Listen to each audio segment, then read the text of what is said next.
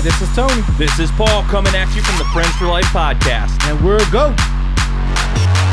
Hey, everybody, welcome back to the Friends for Life podcast. Thanks for tuning back in. Before we dive into things here, just want to note that Friends for Life is hiring. So if you're interested in working here at Friends for Life Residential Care, head over to our website, friendsforliferc.com.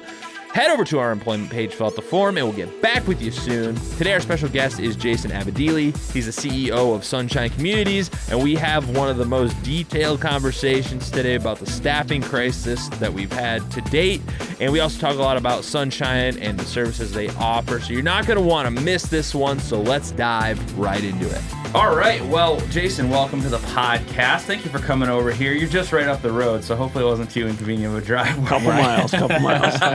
But, we're excited to have you on. Sunshine's been kind of one of the big names in the DD field around here in Northwest Ohio for ever, basically, and we're excited to get you on the show. So before we get into some of the more current topics that are happening nowadays, why don't you let people know kind of how you got involved in the field and kind of how the path that led you to where you're at today with Sunshine? Yeah, the path was interesting for me. It really did not lead through nonprofits. It did not lead through the DD field at all. Really? I cut my teeth mostly in technology, doing both domestic and international business. And for the greater part of 20 years, I was working for larger IT firms and then some startups out of California. So really nothing in my past, ironically, led me to this field other than, divine intervention at a moment in my life, and things changed. Wow. Yeah. It's so funny because we hear that more than you would expect. Like people are just from completely different other fields. And it does amaze me that people take pay cuts in order to do this field of work at times. Because, I can almost guarantee you in the technology world and here, the finances. We don't need to go into numbers, but yeah, there was a pay cut involved. There you go.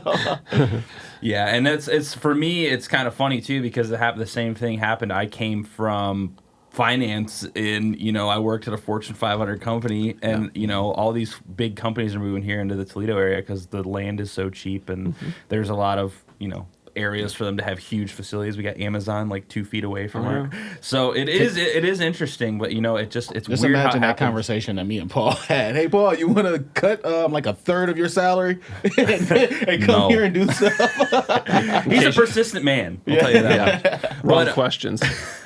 Are there any kind of like times or stories that you've had in your time with Sunshine or working in the DD field at all that kind of were just like, wow, this is why I'm here. This is why I'm doing it, because we see them all the time. We have so many stories between Tony and myself of just stuff we see on the day-to-day basis. We're just like, this is so awesome, so fulfilling. So, it makes you feel good. Oh, absolutely. 7.5 years I've been in the industry, and I could wax poetic about a lot of stories, but two in particular just jump out. We had a young man who was not born with IDD, but was in a severe car accident, and typical teenager, just living his life, and something horrible happened. Jaws of life to get him out. Wasn't supposed to survive, but did. Was told would absolutely not walk again, ever, period.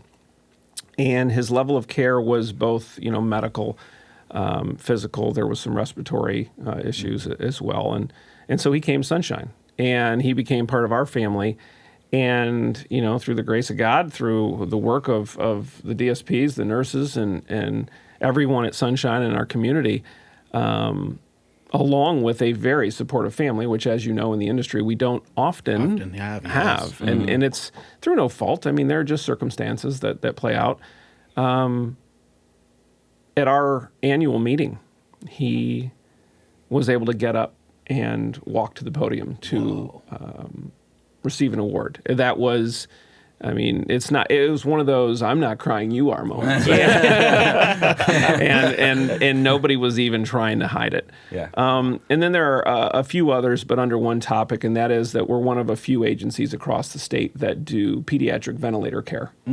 So we're certified to care for infants, children's, and now adults as well, who are IDD, but also have a dependency on ventilators to live. And our ability to take infants from their families through their hospitals to our community in our homes and wean them off the ventilators and give them every opportunity to live the best life they can, not being hooked up to a machine.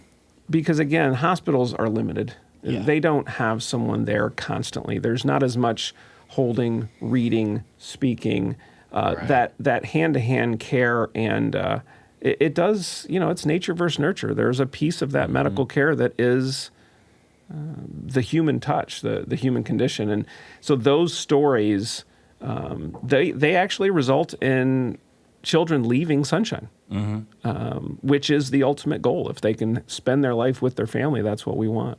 That's something that, Tony always is talking about with, the goal of working in this field is not to just take care of people forever. It's to get them to a point where they can live a fulfilling life without having to be, like you said, hooked up to machines and, building themselves not only physically, mentally, strengthening their confidence and stuff. So that's a really awesome story to hear. Do you have, this is a little...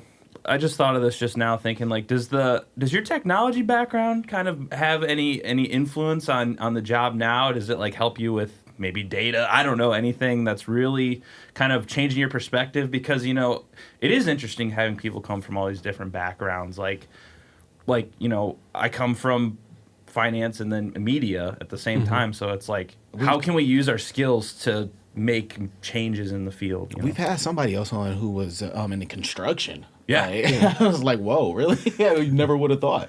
Yep. Yeah, it has, but it's always funny to ask someone what their contribution to their organization is, because now they're talking about themselves.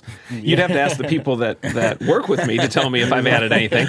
But I'd like to think that I have, and most of it comes down to the fact that this industry for decades and decades has been serviced by people who have social work degrees, who are caregivers. And there hasn't been an awful lot of what I would call historic for-profit business, financial, strategic planning involved until recently. And we're starting to see that shift because, I'm sure we'll get to this later, but the funding methodology used and the rate structures and the formulas used were set so long ago that the world is changing. The economics are changing. Capitalism has pushed wages into a stratosphere that doesn't allow us to do the same things we did with the same amount of money.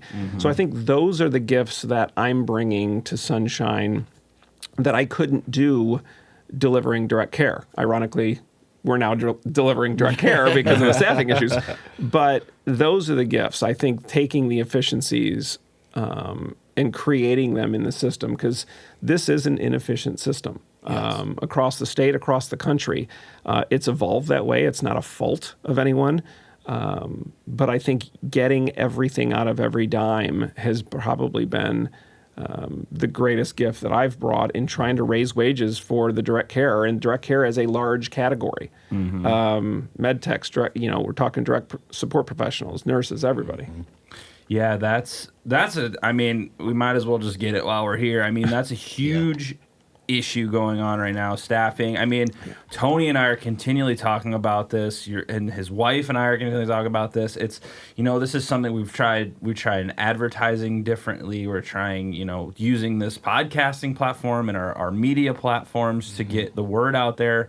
And, sometimes I sit at home and I think this isn't something we can advertise our way out of, I don't think, because as much as we're advertising, there's companies with millions of dollars advertising way more for different jobs. And, so where do we stand on, where do we stand on this issue? What can we do as even a brainstorming idea? Because it's so frustrating, because you are caring for people's lives. It's not just like, here's your burger, get out of line, go. You can make more. It's a very current and relevant and stressful topic to think about. It is. It is all-consuming, and you said we only have an hour. We could go for Let's go a 5. day. Yeah. Yeah, absolutely. So, I'll give you my perspective, which by definition is, I'm speaking on behalf of Sunshine as well. Yeah. But we're at a crossroads. This industry has seen changes. Every industry has. You ebb and flow, and you go through periods of flux and prosperity. But I actually think we are at a really interesting point. And the pandemic indirectly created what we thought was the hardest year, right? Yeah. When we're living through the pandemic, it's health and safety. It's not quality of life, it's health and safety. Keep people alive. Protocols. There was no book. Yeah. No. We were creating the book on the fly for future generations. Now, we survived that, and I think the government did the right thing up front. I think the stimulus payment, the first one, I think it was necessary. People were literally not allowed to work. Yeah. We were restricting people's ability to make a living just to keep people safe. As we got to the second and the third, as the unemployment assistance, $300 a week, continued to go, I think we may have crossed a line between doing the right thing and then eventually doing the wrong thing for the right reason. Yeah. And we've disincented people to get back into the workforce. But I say that it's an indirect impact because something happened as all of this happened. Not only did people not have the motivation, maybe, and I say maybe because it's not all, there are no alls or nevers, Right. to come back to work. They were taking care of family. They created a different purpose in their life. The grandparents, the parents, the children, the cousins that maybe they didn't get to take care of, they weren't around as much. They found greater joy in that. There wasn't a laziness factor. They were okay. They were paying their bills. They had an influx of cash, and they realized that other things were more important. So now you have to have a motivation to come back, and this is where capitalism reared its head. Yeah. So the Amazons of the world, McDonald's. even McDonald's, any for-profit organization, and in Northwest Ohio, we've got Amazon, you've got First Solar, you've got a second First Solar site, you now have Peloton coming in, even as far as Sandusky with Cedar Point. Without a workforce, what did the for-profits have to do? Increase wages. Increase wages. Now, they can do that because capitalism allows them to. They can either increase productivity or decrease it. They can increase their prices or decrease them, et cetera, et cetera. In our industry, we don't have that ability. So we don't make anything, we don't sell anything. So now we could compete years and years ago at 9 or 10 with a certain demographic. We could then compete at 11, 12, 13 because we were close. Right. Yeah. We're not close anymore. Yeah. So now we have a math problem, and that's where we sit. So this is not a matter of there are not people to work. There are not people to work a very difficult job for significantly less than what they can make elsewhere. Yes. If you can make 20 and go home and never think about your job and spend time with your family, why would you make 13 or 14 and carry the weight of someone's health with you and worry about them when you're gone? Yeah, and maybe And even get that's where called we're to at. come back. You know, Right. It's. I've always said this is the easiest, hardest job ever, because you can have a day that you will sit back and do We know as DSPs there can be a lot of downtime at points, but when you're working. You're working. You're putting all of your mind into use. You're putting your body into use, and like you said, Jason, it's very tough to tell somebody different that and to say, you know what, if you screw up here, getting paid less, you might go on the abuser registry. You're going to be investigated. All of these things, and you could just go to Amazon and load boxes and come home with a check 2 or 3 times of what you normally make. Yeah. For the same amount of hours. So, man, it's Well, come on, state of Ohio. from my perspective, being kind of like the uneducated, I've only been doing this for like a year, basically. So, is this a issue that's going to come to head at a government level, and you think there's going to be a push for increasing like how much money you're able to pay, or is this going to be an issue of each individual organization or nonprofit or business or for-profit, whatever, in the DD fields, specifically direct care, I guess, since we're on that topic. It's a lot of tongue twisters in there. Right. Is this going to be an issue where, they're going to have to figure out on their own how to increase wages, or I'm just kind of like, where's this extra going to come from? Because eventually it's going to be an issue where, from what I see, is like people are just, there's going to be nobody to take care of anybody unless the really dedicated staff who've been around forever. So, I think there's a lot in that. I think the answers in order are yes, no, and yes, but I'll go into a little bit of detail. I'm good at those long questions. Yeah, I almost had to start taking notes. That's what he does. Yeah.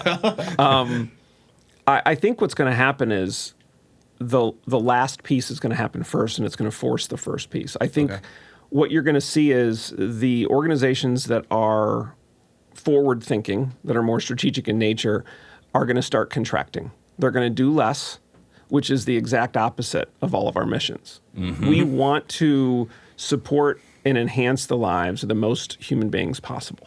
Yes. You can't afford to do that.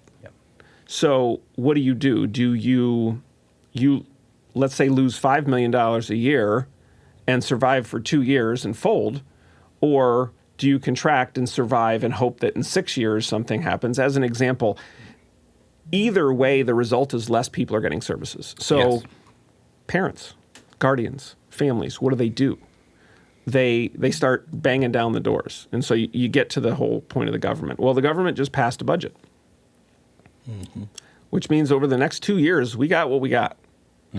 And with wage inflation, we were not part of that consideration. Now, we were, of course, part of it, but it wasn't successful enough to say, you know what, we're going to increase our rates, Medicaid rates, for both waiver, HPC, transportation, ICF, et cetera, in the 30 to 40% range.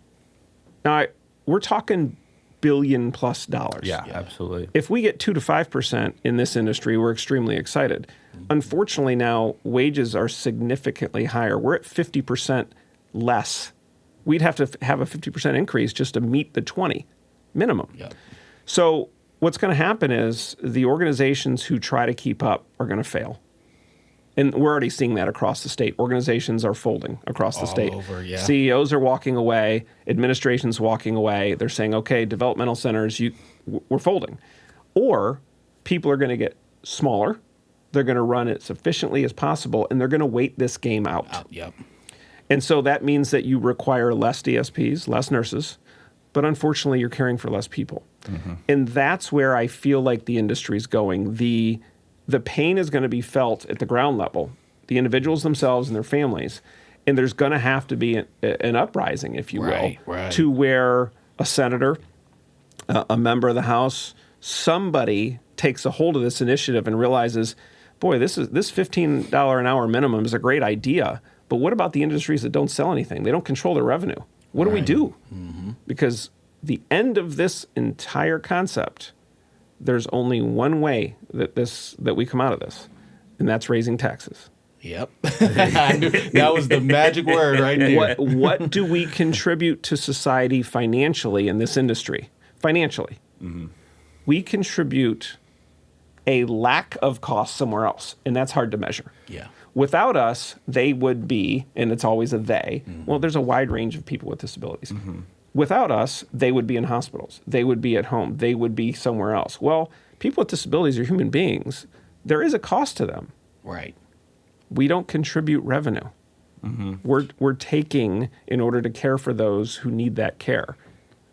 That's where I think the rubber meets the road. And so, honestly, outside of a major consolidation of organizations, instead of thousands, having hundreds across the state, so that we can take, indirect costs for people like me, Tony, et cetera, and have less of us and pour that back into wages, it's going to take a significant budget increase in 2 years, or this industry is on the verge of falling. Doomed. So you're basically saying it's a trade-off between medical costs and, because that's, How does it work if, say, someone who's severely disabled, like under 24-hour care, Yep. in and out of the hospital continually?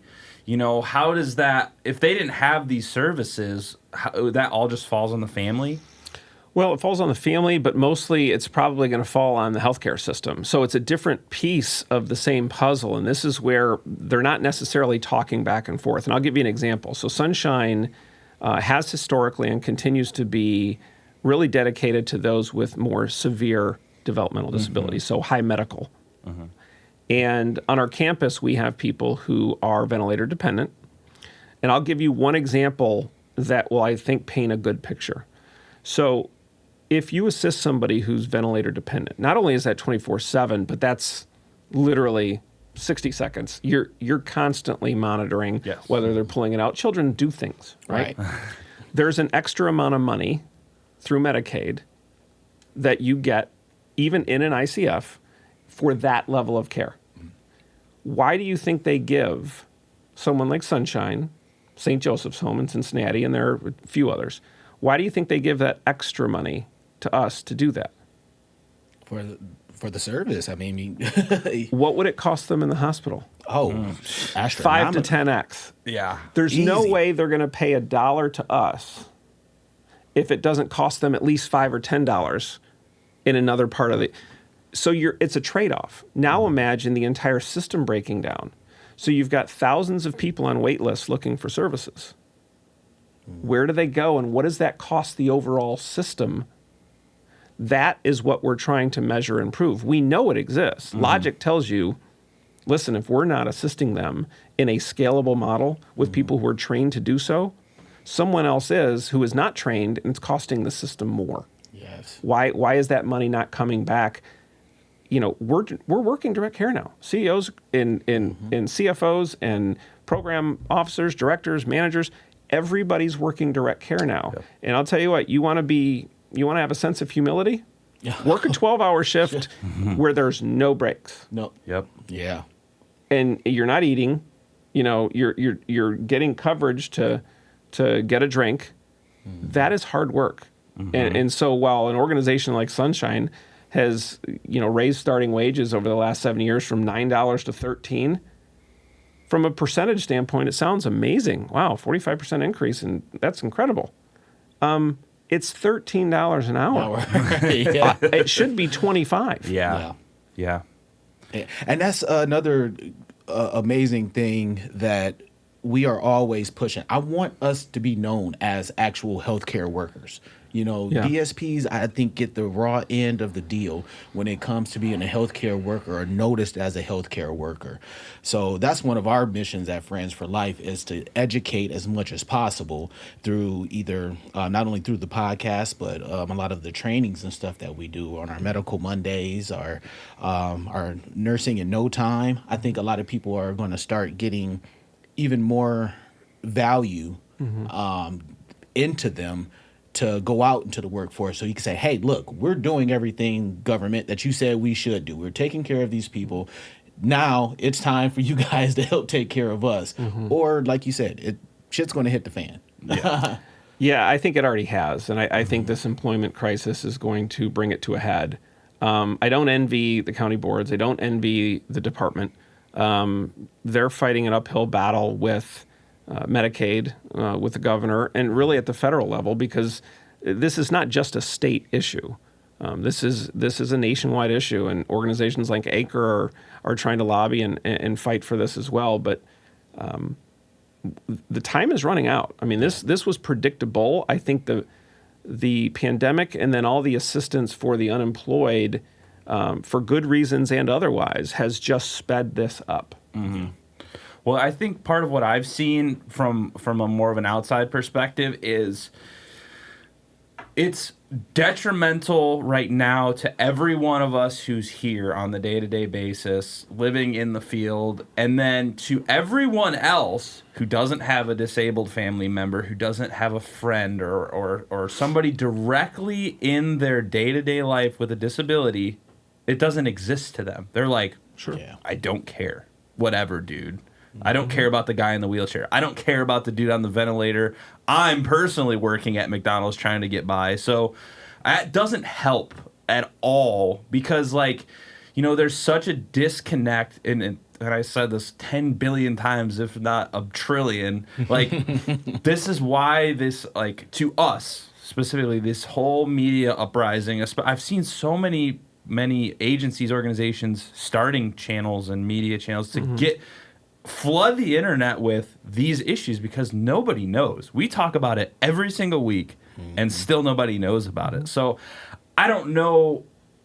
I mean, we're not going to come up with a solution today. There's people all over the world working on this right now. So I just kind of, that's where I get concerned is because, like, nobody in my family has a disability. If I wouldn't have started working here, I have no idea. I would have been like, oh, whatever. All my friends just complain that they got to work at Amazon and they hate that too. Sure. So it's frustrating because you try and get people to care.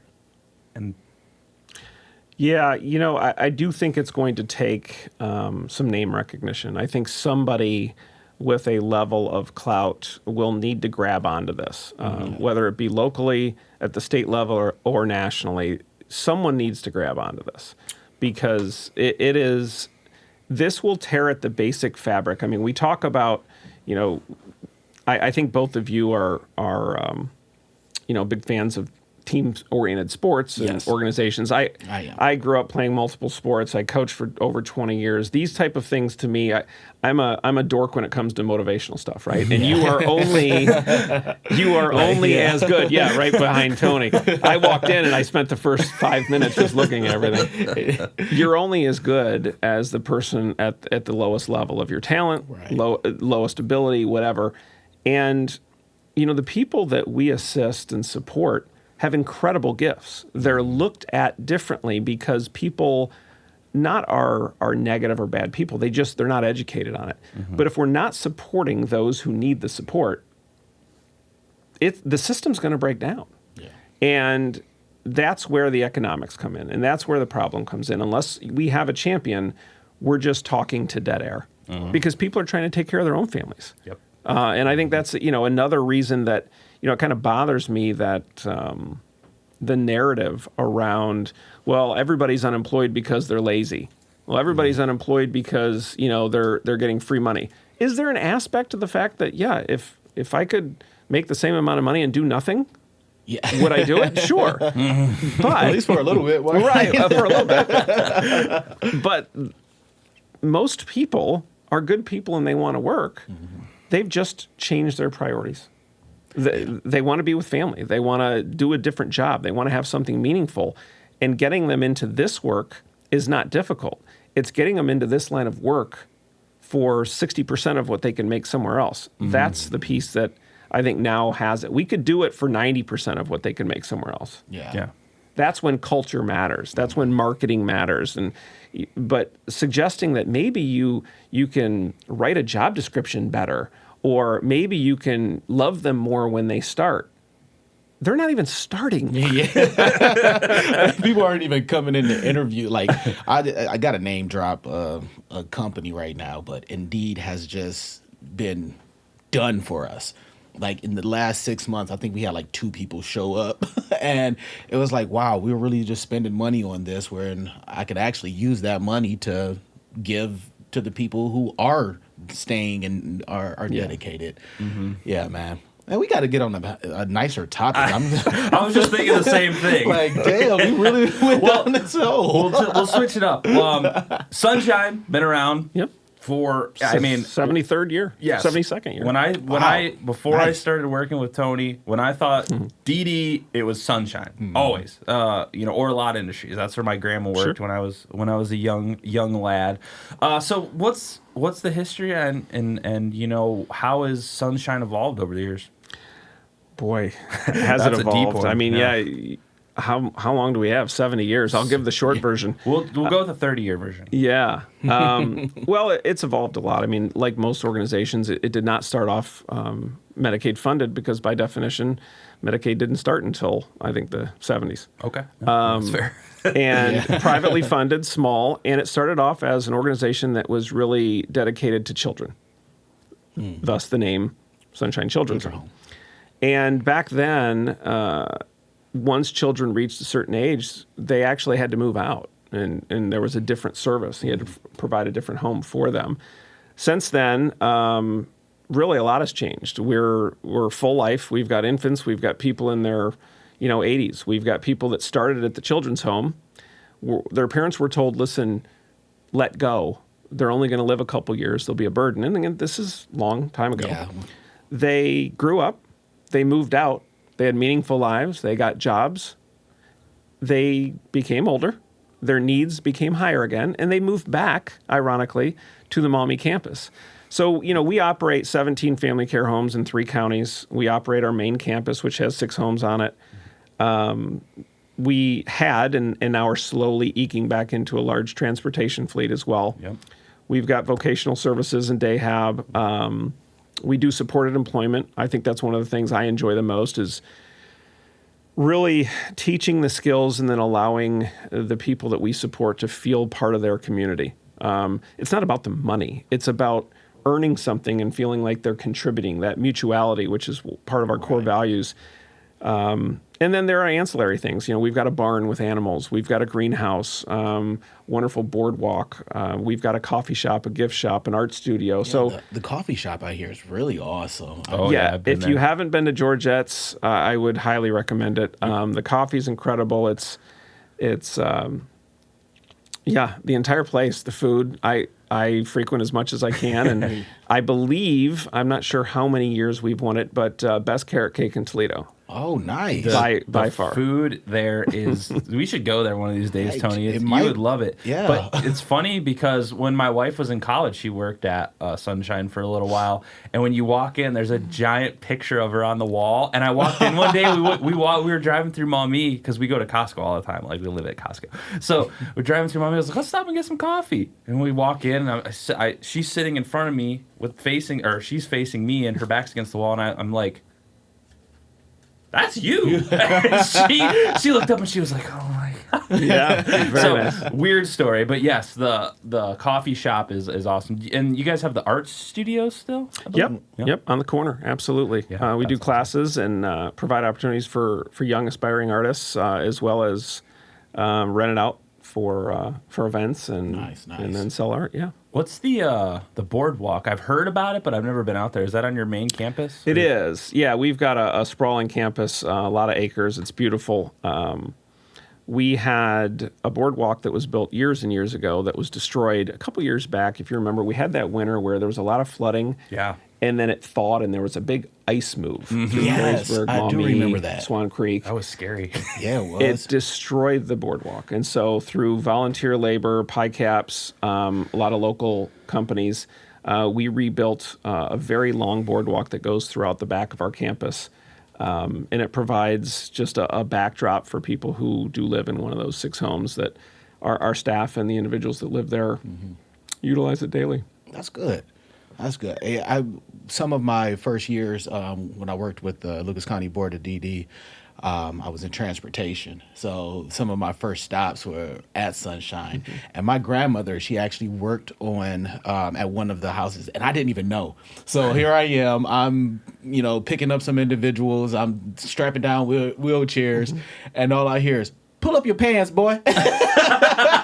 And I look over and I was like, "Granny." Oh, okay. And then, I straightened up real quick. Yeah. Oh, yeah. But, you guys have always had a real impact, I think, in the community. And I think it was funny. We had someone else on who worked at Sunshine Children's Home. And he said the simple fact that it was said Children's Home, he thought he was going to be working with some kids. Yeah. And it turned out not to be the case. No, years ago, we actually changed, our name to be more appropriate to our mission and those that we serve. But once you're institutionalized in a community as something, So, yeah, try to change McDonald's as an example. Yeah. Change the name. It's always McDonald's. What happened with Franklin Park Mall when who came in? The Westfield. Yeah, you know what it is? It's Franklin Park Mall. That's right. That is very true. I see. We've had a few agencies that have been through here on Yeah, the with podcast changed their names, and I didn't even know we had. Was it the Manahan. Camp Courageous. Camp They're like, Courageous, we're not yeah. called Camp Courageous anymore. We're called Courageous Community Services. I was like, oh, okay. Well, Right. you're Camp Courageous, so sorry. Joe- Seen Most a lot. recently, Manahan. Yep. Yeah. Josina a lot. I'm just like, oh, I try. I think I'm doing better. Let's change Friends for Life's name and just throw everybody off. Like, oh, right. I don't know what they're just called. call it enemies forever. Yeah.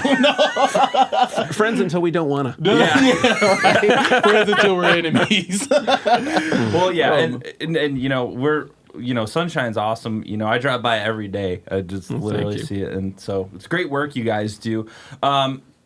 So we'll switch topics again. Let's think here. So you said you're big on motivation and motivational quotes. Tony's also huge on motivational quotes, and I am as well. I love, you know, all that stuff because it takes a lot to get me motivated. I'll tell you what, because I'm not a morning person. I'm not a night person. I don't know what kind of person I am at this point. So do you have any kind of like favorites that maybe stick out to you, or some quotes that you kind of live by, or philosophies? Because that's always important to me. Yeah. You know, there are a few. I would say they all fit under the category. This industry, more than most, though, has taught me all of your favorite quotes and motivational speakers. It's really actually whether or not you're living what you're sending out. Exactly. If you're in the trenches, if you get tested by someone, you better step up. And the more you step up, the more people will follow you. And you don't need to be a vocal leader. You don't need to be a doer, but you got to be one of the two. And if you're both, people will follow you. And so I think I use these mostly with my staff and my team just to give them perspective. They alone don't really move the needle. Culture isn't changed by sending out a GIF or a meme. Culture's Right. changed by people seeing you in action. Yes. And that takes time. I mean, there are two different types of people when it comes to trust. And trust is the ultimate word. Motivation is just a byproduct of trust. If they don't trust you, you can be the greatest motivator in the world, and they're going to go, okay, show me. Right. But ultimately, when it comes down to it, you've got to decide, are you the type of person who trusts implicitly? And then once someone breaks that trust, you're done. Or are you going to make someone earn it? Yeah. And there are two, and I don't know that one is better than the other, but you will know who those people are. And it takes a lot of energy to make every single person you run into earn your trust. So for me, I'm the former. When I meet you, you are who you are. I trust you until I don't. Yeah. Because it instills a little bit more respect. I have to assume the good. You're going to either cut yourself out of my life or just confirm what I assumed. Then I don't have to put the energy in. Yes. That's a lot of energy to who am I to evaluate someone else's worth? That's kind of pretentious. Dude. Some people, right, wrong, or indifferent, say, you know what? You're the new guy. Boy, it's going to take a long time before I let you in. You're going to have to earn that. Okay, well, that's the way you are. As a leader, though, you got to pick one and own it and then go. Because if you're not actually working, they're not. They don't matter. It doesn't matter what you say. You can say the most articulate thing in the world. It won't matter. They'll turn right around Yeah. and leave. Yeah. I agree with that. Yeah, I think that's a good. I saw a quote the other day. It kind of reminded me of what you were saying. It was like something along the lines of, how are you so like happy and laid back all the time? It's like, oh well, I just don't argue with people who are stupid, or basically is what it said. And then the person said, well, you know, I don't think that's the right way to go. And the person said, okay. Exactly. Yeah. I don't have to waste any energy agreeing or disagreeing with you. I just said, you're allowed to do whatever you want, dude. Absolutely. But I don't have to be involved in it. So No. It's this Disney show called Big City Greens. I watch with my kids. It's one of the funniest. With his kids. Yeah, I mean, He's just in it's his so underwear good I watching could it on the actually couch. watch it by myself. It's funny. But they have a character on there, and his name is Yeezy. And he's a little blue dude. But he always has the coolest little quotes. And like one of them was like, if I'm not mistaken, I think he was like, you got to get in to get out. Just like little stuff like that. You know, if you walk, you better walk right. Yeah. And it makes it like, from a kid standpoint, it's like, oh yeah. And then from an adult standpoint, it's like even Yeah. Yeah. You know, you're right. You got to get in to get out. Yeah, enter the arena. I mean, that was one of the coaching things. I mean, you're going to hear this from the stands. You're going to hear this from parents, this from naysayers, from people who didn't make the team. You entered the arena, though. Yeah. You earned the right to fail. You earned the right to succeed. You have to be in the game, because if you're not, you're not. Your voice means nothing. Yeah, worst case, you just fail. You just do it again. Great. Whatever. Exactly. Whatever. Yeah. Lessons learned. But this would bring us to one of our favorite points in the show, which we didn't warn you about because it's a fun It's game a fun show. one. All right. Rapid fire. And I am not responsible for these questions, just to let you know. He comes up with them. I had nothing to do with Well, them. then I may or may not choose to answer. There you go. You have the right. They're not as bad. A lot of them have dealt with poop lately because of my kids. They said, Fair. "Dad, we want to hear more about poop and butts." So, I've been through that stage. but I actually came up with a few different ones after learning about your technology. So here's one. It might be kind of lame, but I was thinking about it. Would you rather have a beeper again or go back to all paperwork? Ooh, Yeah. That's bad. that's a tight question. You know, at least the beeper, you don't have to Throw it in really, the garbage can. You know, you just- by the way, I skipped over the beeper, so I have to think theoretical on this one. Yeah. I never had a beeper. I would have to say nowadays I'd have to go beeper yeah. just to be connected. There you go. Yeah.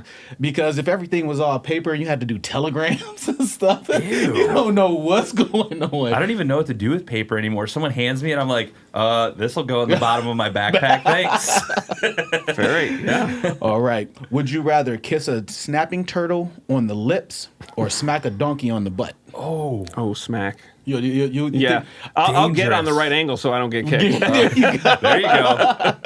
Look, that's thought. what I don't know how quick they'll move though. Have you seen a snapping turtle? They'll rip your lip Yeah, off. I heard they can take like They'll a toe bite your finger if off, yeah. you're not careful. I get scared Ain't going in the happening. water sometimes. I'm like, Oh, and they I was watching at the lake the other day. One neck about this long. Yeah. about 6. I'm assuming none of the above is not an acceptable Yeah. answer. What you might want to say on this next one? Oh, boy. Okay, would you rather wear Daisy Dukes or short shorts to your kid's school, or a bikini at a birthday party of yours? Oh, shorts, my kids. Yes! Oh, yeah. You ain't, listen, I have 7 at all different ages. I will embarrass every single I one love of them. it, man. My brother. Oh, that's what I'm Every talking single about. one of them. Yeah, I actually I have love that, some yeah. painted toes. I have 2 painted toes right See, now. I didn't need to know that. Well, I don't think my daughter thought I was going to follow through with it. All right, fair enough. If it's for a girl dad, you do whatever you gotta do. Yeah, Absolutely. We got Manny and Petty's yesterday. Today's her 1T1 birthday. You don't like There you go. I was a little concerned yesterday because he had something I needed. I said, "Hey Tony, you mind if I swing by your house and grab this?" He's like, "Oh, I'm getting pedicures right now with Lily." I was like, "I'm not gonna ask, but cool, man. Whatever. I'll be there." Fair enough. Well, you did great, man. Answered those questions awesome. And there was no poop ones. I was very worried. Yeah, no, I'm done with poop, man. Okay, thank God. I sit there and edit these. I'm just like, oh, jeez, I gotta put this more out. poop. What graphic can I use for this that's appropriate? There is none. But thanks for being a good sport on that one. Absolutely. And before we wrap up here, first, I'll just let people know where they can learn more about Sunshine if they're listening or watching, and any closing statements you have that you think people should be aware of. Anything that you want to leave off on. Yeah, sunshine.org is our external website. We've got a Facebook page as well. So visit either, and by all means, donate if you feel feel compelled. Absolutely. But yeah, I think the closing piece to this is my hope for the industry is that we don't become competitive to the point where we're no longer peers. I think that out of pure necessity, what we're seeing with wage inflation outside of our industry is forcing each one of us to make some risky calls. How high do we go? What kind of deficits do we run before we start hitting our foundation? Well, that assumes that you have a foundation, and not all of us do. Right. And so the higher we push, we're actually putting our peers out of business eventually. And that doesn't help anyone. So before we get to that, How do we collaborate, and how do we make the best choice for the industry and the people that we support, and maybe have to self-sacrifice to do that and think bigger picture, because we're all not going to survive. So the question becomes, do we all not survive by choice, or are we victims? And I don't want those that don't survive to be victims. I'd rather them go out with a strategy, go out in a way that supports the people that we've committed to support. So I think that's the ultimate message. Waiting for more funding is not a strategy. That's just hope. Yeah. So we've got to do something about it. I think that was very articulately put, and it's the correct notion. I've seen it quite a bit, so I'm happy to be in collaboration with a person like you and an organization like you guys, because I think you guys see where we're headed as well, and trying to work together to fix it versus just whining and complaining about it. Yeah, that's a tough road. And it's not to knock the people who are whining and complaining. They're genuinely frustrated for the right reasons. But we need solutions. And I just want to thank you both. This is good stuff. This is high quality, and I would advise anyone who is watching, who is listening, who has even a slight touch to the industry to invite themselves onto the show and not wait for you guys. Yeah, thank you so much. That means a lot, because it's a lot of work, and we do love to do it. So thank you so much, and hopefully we can have you back again. We could talk all day about issues and fun stuff, and appreciate your time. All right, thank you. Thanks, guys. Appreciate it. Hey everybody, thanks for watching this episode of the Friends for Life podcast here on YouTube. If you can, help us out, go down below and hit that subscribe button. Also, if you'd be so kind as to head over to iTunes and leave the podcast a rating or review, we'd greatly appreciate that. I want to thank Jason for coming on and sharing all of his awesome insights.